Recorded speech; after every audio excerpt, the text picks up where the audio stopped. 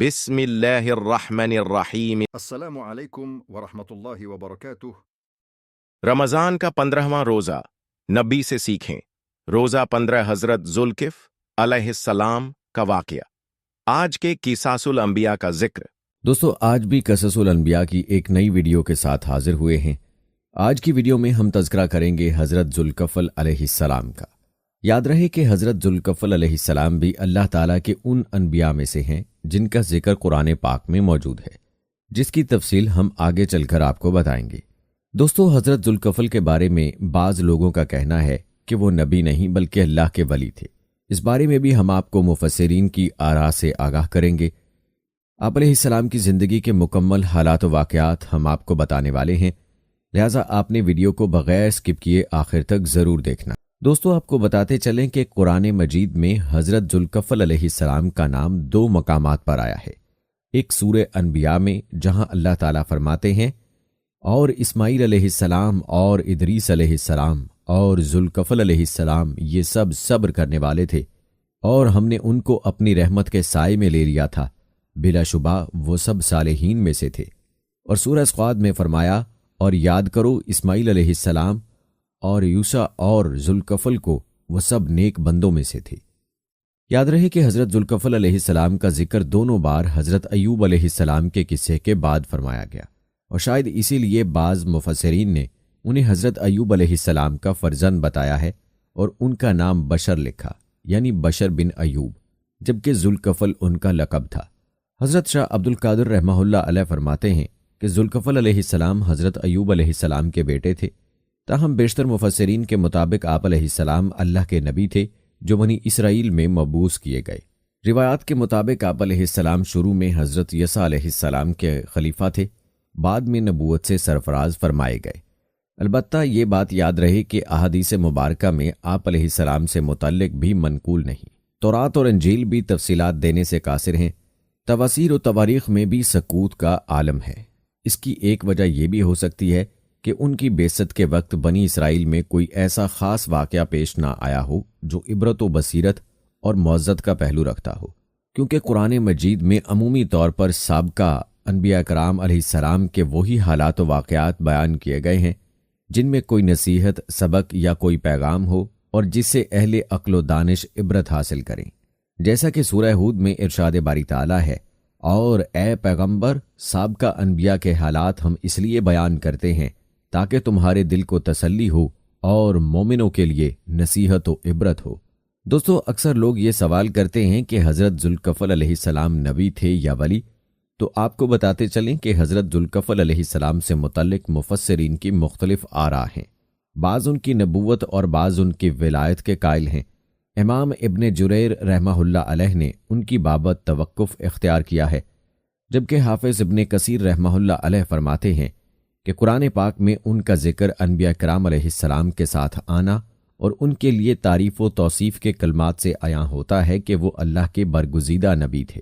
بیشتر مفسرین اسی موقف کی تائید کرتے ہیں، تاہم بعض کا خیال ہے کہ وہ نبی نہیں بلکہ عدل و انصاف کرنے والے ایک دانا شخص تھے۔ مشہور مفسر حضرت مجاہد رحمہ اللہ علیہ فرماتے ہیں کہ وہ نبی نہیں تھے بلکہ ایک نیک اور صالح انسان تھے۔ یہودیوں کا دعویٰ ہے کہ ذوالکفل علیہ السلام حضرت حزقیل علیہ السلام کا لقب ہے، جو نبی تھے اور بنی اسرائیل کی اسیری کے زمانے میں مبعوث فرمائے گئے۔ بائبل کے مطابق جب بخت نصر نے یروشلم پر حملہ کیا تو اس نے وہاں کے ہزاروں یہودیوں کو قیدی بنا لیا اور انہیں بھیڑ بکریوں کی طرح ہانک کر عراق لے گیا، جہاں دریائے خابور کے کنارے ایک نئی بستی آباد کی جس کا نام تل ابیب رکھا۔ وہ یہودی وہاں کئی دہائیوں تک قید رہے، اور اسی قید کے دوران حضرت حزقیل علیہ السلام کو نبوت سے سرفراز فرمایا گیا۔ یہی وجہ ہے کہ بائبل میں صحیفہ حزقیل تو موجود ہے، لیکن حضرت ذوالکفل علیہ السلام کے سلسلے میں خاموشی ہے۔ دوستو، جہاں تک بات ہے ذوالکفل علیہ السلام کی وجہ تسمیہ کی، تو ذوالکفل کا لفظی ترجمہ صاحب نصیب ہے، تاہم اس کا ایک مطلب حق و انصاف کے ساتھ کفالت کرنے والا بھی ہے۔ حضرت مجاہد رحمہ اللہ علیہ سے منقول ہے کہ حضرت ذوالکفل علیہ السلام نیک اور صالح انسان تھے، اور چونکہ وہ اپنی قوم کی کفالت کرتے اور ان کے درمیان حق و انصاف پر مبنی فیصلے کرتے تھے، لہٰذا قوم نے انہیں ذوالکفل یعنی کفالت کرنے والا کہنا شروع کر دیا۔ ایک روایت یہ بھی ہے کہ آپ علیہ السلام اپنی قوم کے مذہبی رہنما اور اللہ کے نبی تھے۔ قوم کے تمام معاملات کی نگرانی اور کفالت ان کے اہم فیصلے حق و انصاف کے تقاضے مد نظر رکھتے ہوئے کیا کرتے، جس پر قوم آپ علیہ السلام سے بے حد خوش تھی۔ چنانچہ انہوں نے آپ علیہ السلام کو ذوالکفل کہنا شروع کر دیا۔ بعض کہتے ہیں کہ آپ علیہ السلام حضرت ایوب علیہ السلام کے بیٹے تھے۔ ایک روایت یہ بھی ہے کہ ایک شخص کے ضامن بن کر کئی برس تک قید و بند کی صعوبتیں برداشت کیں، لہذا ذوالکفل کہلانے لگے۔ ایک اور روایت کے مطابق ملک شام کا بادشاہ بزرگی، معاملہ فہمی، پاکیزہ اخلاق، شیریں کلامی اور نفیس عادات و اطوار کی وجہ سے آپ علیہ السلام کو پسند کرتا تھا، اور آپ علیہ السلام اس کے دربار میں بآسانی چلے جایا کرتے۔ جہاں بادشاہ مذہبی معاملات میں آپ علیہ السلام سے مشورے بھی کرتا، لیکن ان سب باتوں کے باوجود وہ بنی اسرائیل سے سخت عداوت رکھتا تھا۔ ایک مرتبہ اس نے بنی اسرائیل کے بہت سے مذہبی رہنماؤں کو قید میں ڈال کر ان کے قتل کا حکم جاری کر دیا۔ حضرت ذوالکفل علیہ السلام کو اس بات کا علم ہوا تو بادشاہ کے دربار میں پہنچے اور درخواست کی کہ ان سب کو قتل کرنے کی بجائے ان کے حوالے کر دیا جائے تاکہ وہ ان کی اصلاح کر سکیں۔ بادشاہ نے قیدی ان کے حوالے کر دیے۔ وہ انہیں اپنے گاؤں لے آئے، جہاں کئی دن مہمان رکھا اور ان کے ساتھ نہایت عزت و احترام کا سلوک کیا، پھر انہیں رہا کر دیا۔ یہ مذہبی رہنما جب اپنی قوم میں واپس پہنچے تو انہوں نے آپ علیہ السلام کو ذوالکفل کے نام سے یاد کیا، جس پر بنی اسرائیل آپ علیہ السلام کو ذوالکفل کہنے لگے۔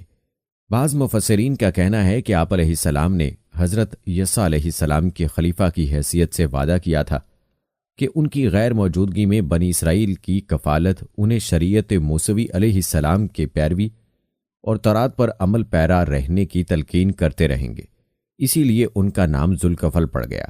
دوستو، آپ علیہ السلام کے حوالے سے ابن جریر رحمہ اللہ علیہ نے مشہور مفسر حضرت مجاہد رحمہ اللہ علیہ سے ایک قصہ نقل کیا ہے، اور ابن ابی حاتم نے حضرت عبداللہ بن عباس رضی اللہ تعالی عنہ اور حضرت ابو موسیٰ اشعری رضی اللہ تعالی عنہ سے بھی اسی سے ملتے جلتے بعض آثار نقل کیے ہیں، جس کی سند منقطع ہے، یعنی ان دونوں بزرگوں اور ان سے روایت کرنے والوں کے درمیان کچھ نام نہیں ہے۔ ایسی سند کو اصطلاح میں منقطع کہا جاتا ہے۔ بارکیف حضرت مجاہد رحمہ اللہ علیہ نے لکھا ہے کہ جب حضرت یسع علیہ السلام ضعیف ہو گئے تو خواہش ظاہر کی کہ کاش اپنے مرنے سے پہلے کسی نیک اور صالح شخص کو اپنا خلیفہ مقرر کر دیتا تاکہ وہ میرے بعد دین کے جملہ معاملات بخوبی پورے کر پاتا، اور میں اپنی موجودگی میں اس کی تربیت بھی کر دیتا تاکہ مرنے سے پہلے بنی اسرائیل کی فکر سے آزاد ہو جاتا۔ ایک دن آپ علیہ السلام نے بنی اسرائیل کو جمع کیا اور فرمایا، اے لوگو، تم دیکھتے ہو کہ میں بہت بوڑھا ہو چکا ہوں۔ میں چاہتا ہوں کہ اپنی حیات ہی میں تم سے کسی صالح شخص کو اپنا خلیفہ نامزد کر دوں، لیکن میں اسے ہی خلیفہ بناؤں گا جو 3 شرائط پر پورا اترتا ہو۔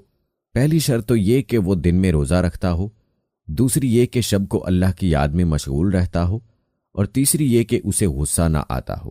اہل مجلس پر سکوت طاری تھا کہ اچانک دور کونے میں بیٹھا ایک عام سا آدمی کھڑا ہوا اور بولا، میں آپ علیہ السلام کی 3 شرائط پر پورا اتروں گا۔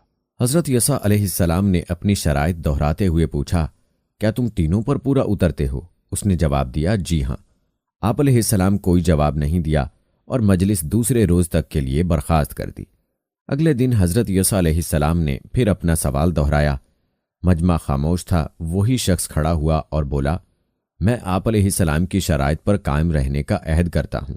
لہٰذا حضرت یسع علیہ السلام نے انہیں اپنا خلیفہ بنا لیا، اور وہ شخص حضرت ذوالکفل علیہ السلام تھے۔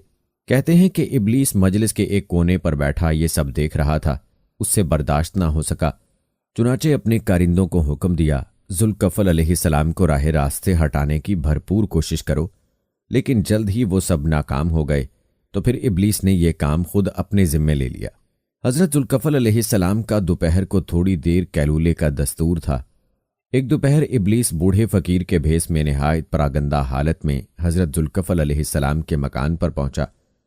ابھی آپ علیہ السلام اپنے بستر پر آرام کی غرض سے لیٹے ہی تھے کہ ابلیس نے دروازہ کھٹکھٹایا۔ آپ علیہ السلام نے پوچھا، کون ہے؟ ابلیس بولا، میں ایک مظلوم ناتواں بوڑھا ہوں اور آپ علیہ السلام کے پاس انصاف کے لیے حاضر ہوا ہوں۔ آپ علیہ السلام نے دروازہ کھولا تو ایک کمزور اور ضعیف شخص کو کھڑا پایا۔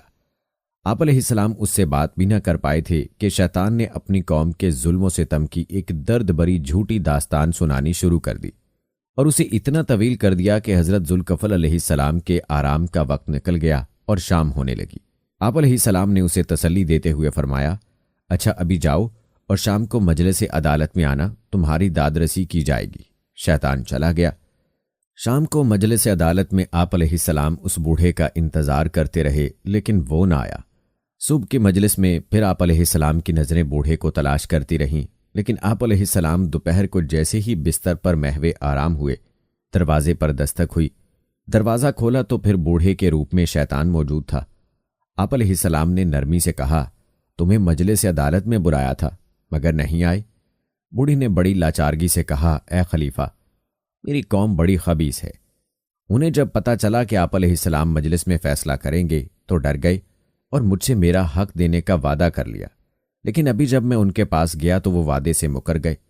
حضرت ذوالکفل علیہ السلام نے کہا، اچھا ٹھیک ہے، آج شام آ جانا تاکہ تمہارا حق تمہیں دلوایا جا سکے۔ اس دوپہر پھر بوڑھے نے آپ علیہ السلام کو باتوں میں لگا کر کیلولہ نہ کرنے دیا۔ شام کو آپ علیہ السلام اس کے منتظر رہے لیکن وہ نہ آیا۔ 2 دن تک آرام نہ کرنے کی وجہ سے آپ علیہ السلام پر نیند کا شدید غلبہ تھا۔ چنانچہ تیسرے دن دوپہر کو نیند نے آپ علیہ السلام کو عاجز کر دیا تو گھر والوں سے کہا، آج کیلولے کے وقت دروازہ ہرگز نہ کھولیں۔ تاہم آپ علیہ السلام بستر پر دراز ہی ہوئے تھے کہ وہ بوڑھا پھر موجود ہوا اور دستک دی۔ اہل خانہ نے کہا، خلیفہ کا حکم ہے، دروازہ نہیں کھلے گا۔ بوڑھے نے کہا، میں 2 دن سے اپنے معاملے کے لیے آ رہا ہوں، مجھے خلیفہ نے آج دوپہر خود بلایا ہے، لیکن گھر والوں نے دروازہ نہیں کھولا۔ بوڑھے نے کچھ دیر توقف کیا، پھر اپنے شیطانی عمل سے گھر کے اندر داخل ہو گیا اور کمرے کے دروازے پر دستک دینے لگا۔ آپ علیہ السلام نے جب دروازہ کھولا تو سامنے بوڑھے کو کھڑے دیکھا۔ اس پر آپ علیہ السلام نے گھر والوں سے کہا، میں نے تو منع کیا تھا کہ آج دروازہ نہ کھولنا۔ گھر والوں نے جواب دیا، اللہ کی قسم، ہم نے دروازہ نہیں کھولا۔ آپ علیہ السلام دیکھ سکتے ہیں کہ سب دروازے اور کھڑکیاں بند ہیں۔ آپ علیہ السلام نے نظر دوڑائی تو حیران رہ گئی، واقعی دروازے تو سب بند تھے۔ اب جو آپ علیہ السلام نے غور سے بوڑھے کو دیکھا تو حقیقت حال عیاں ہو گئی۔ آپ علیہ السلام نے اسے مخاطب کر کے فرمایا، اے اللہ کے دشمن، کیا تو ابلیس لعین ہے؟ وہ بولا، ہاں میں ہی ابلیس ہوں۔ آپ علیہ السلام نے پہلے میرے چیلوں کو عاجز کیا، وہ آپ علیہ السلام کو قابو نہ کر سکے، اور اب مجھے بھی تھکا دیا۔ میں چاہتا تھا کہ آپ علیہ السلام کو غصہ دلا کر غضبناک کر دوں اور ایفائے عہد میں ناکام بنا دوں، مگر افسوس کہ میں خود ہی ناکام رہا۔ دوستو، خلاصہ کلام یہ کہ حضرت ذوالکفل علیہ السلام حضرت یسع علیہ السلام نبی کے خلیفہ اور اللہ کے ولی تھے۔ ہو سکتا ہے کہ ان کے خاص محبوب اعمال کی بنا پر ان کا ذکر انبیاء کرام کے ساتھ کیا گیا ہو، اور اس میں بھی کوئی بعید نہیں کہ شروع میں وہ حضرت یسع علیہ السلام کے خلیفہ ہی ہوں، پھر حق تعالیٰ نے انہیں منصب نبوت عطا فرما دیا ہو۔ دوستو، جہاں تک بات ہے آپ علیہ السلام کی وفات اور مزار کی، تو امام طبری رحمہ اللہ علیہ کے مطابق حضرت ذوالکفل علیہ السلام نے 75 سال کی عمر میں وفات پائی۔ بعض مفسرین نے ان کی عمر 95 برس تحریر کی ہے۔ شام کے دارالحکومت دمشق میں جبل قاسیون پر آپ علیہ السلام کا مزار ہے، جہاں ہر سال ہزاروں زائرین آتے ہیں۔ تاہم عراق سمیت کئی اور مقامات پر بھی آپ علیہ السلام سے منسوب مزارات بتائے جاتے ہیں۔ واللہ عالم۔ دوستو، یہ تھی ہماری آج کی ویڈیو۔ اگر یہ قصہ آپ کو پسند آیا اور آپ مزید اسلامی معلومات حاصل کرنا چاہتے ہیں تو ہمارے چینل کو سبسکرائب کریں۔ جزاک اللہ۔